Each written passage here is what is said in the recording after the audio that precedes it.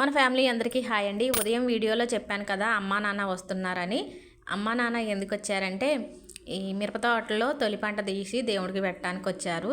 అంటే మేము కొన్ని రోజుల వరకు దేవునికి పెట్టుకోవాలి కాదు కాబట్టి అమ్మా నాన్న రమ్మని దేవుడికి పెట్టించాము. ఎందుకు కొన్ని రోజుల తర్వాత అయినా మీరే చేసుకోవచ్చు కదా అని అనుకుంటారేమో.